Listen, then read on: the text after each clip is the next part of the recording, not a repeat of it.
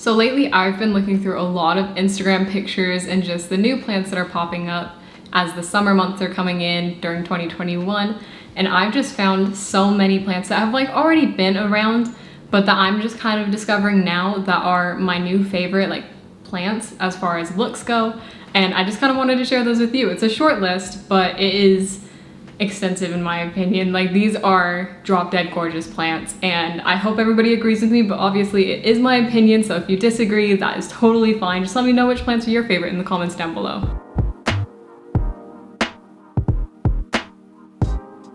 So I have a lot of just common plants and not a lot of rare plants because I just don't have the budget for spending a lot on rare plants right now.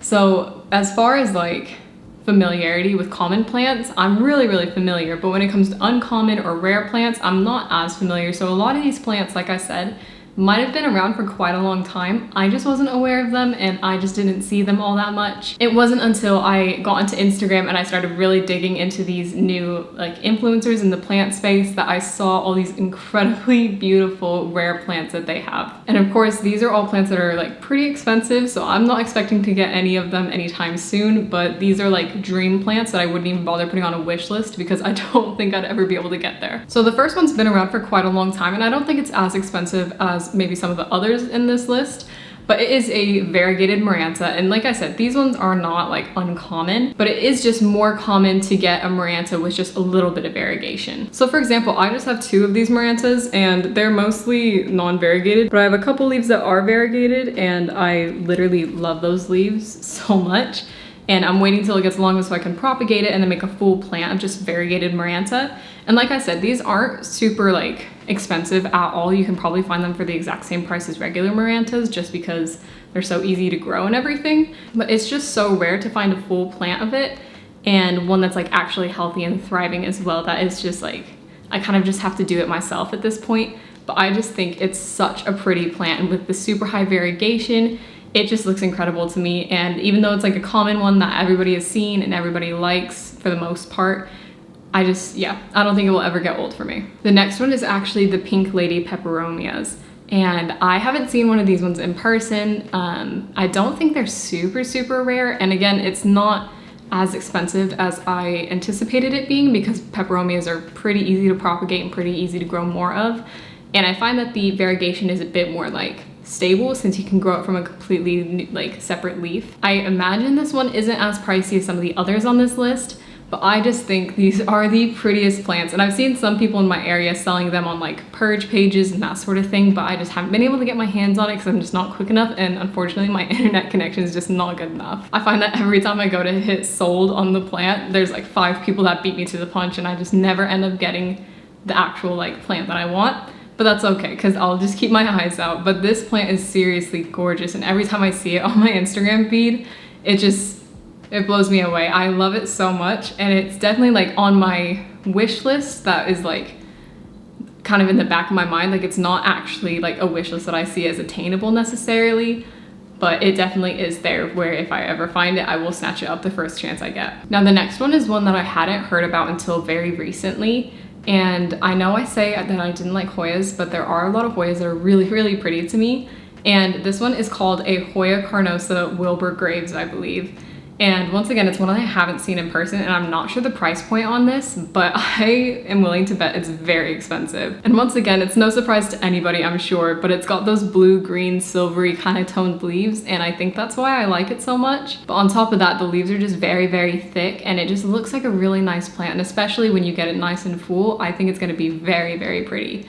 I haven't seen it around a ton, so I haven't seen what a big full plant looks like, so I'm not quite sure how common they are and how many people are able to get it to that state. But I'm excited to see the update pictures for these on the Instagram pages that I follow because I think they will look very cool. The next one is one that I feel like a lot of people are getting their hands on more and more because they're being produced more and more, but that is a Philodendron Rio. And I know that these are really hard to come by and can sell for quite a lot of money because Cream Splash and Silver Stripe sell for quite a lot. But I think that Rio is prettier than all of these varieties, and I would even say that it's prettier to me than the Philodendron Gabby that is just the more variegated version of it. And I think once again, it's because it's got a lot of that kind of blue-green leaf color on it.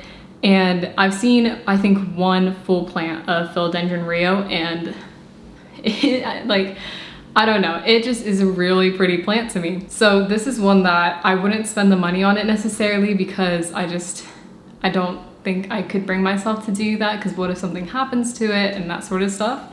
But yeah, it's definitely out there as like, when I get a big house and when I have more money than I know what to do with, if that ever happens, I would definitely get this plant, because it is just so pretty. And I've seen people with big baskets of them now, and they're stunning. I love them very much. Another one that's not necessarily super rare, but it's just more so uncommon and kind of expensive when you do find it.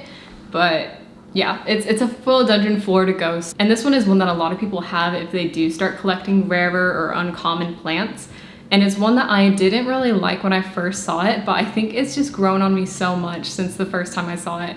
And I love it a lot now. I think it's so unique and so like pretty, but in a different way. Like the different shapes of the leaves and everything just make it so much prettier than just your average philodendron. And I think that's why it kind of strikes me like it does, because it's not just like the same shape that you get on like a pink princess and that sort of thing.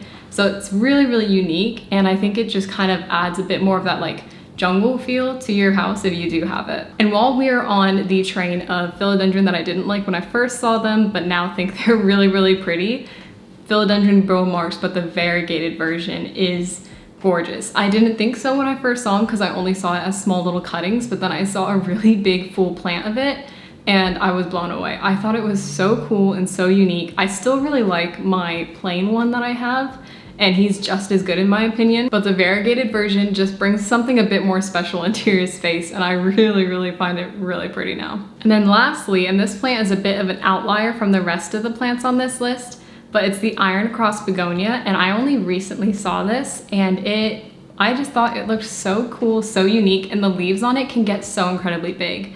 And it's also a plus that these root, like when you propagate them, they root so incredibly easily. And it's just really fun. Like I don't really like a lot of Rex begonias and those really colorful looking begonias, just because I feel like they look a bit more like flowers to me. And although that's not bad, I just, as a houseplant, I won't like get something that looks like a flower all the time. I prefer just getting something that looks like a plant and then flowers occasionally. But I think that this one is such a cool looking plant, and it just is something that's so different from your other plants that you would have in your space. And I think it's just so fun to have a good variety and not just have all the same plants sitting around, and just, yeah, just have a bunch of different looking plants, something that brings something different to the party every single time. So yeah, that's just the one for me that does that, and that's really different but in a good way, and that just adds some texture, adds some different like growth patterns and all that sort of stuff. Again, I don't know the price point on that one just because it is such a new find for me, but I hope it's not very expensive and that I can find it sometime. But that's all, guys. Those are all my favorite, prettiest plants right now. Once again, this is right now because I have just found these like not too long ago. And I mean, this list can change month to month, even week to week, depending on the pictures that I see on my Instagram. But thank you guys for watching. If you liked the video, please give it a thumbs up. And if you have the same opinions, differing opinions, whatever, leave them in the comments down below. I appreciate you guys. Thanks for watching.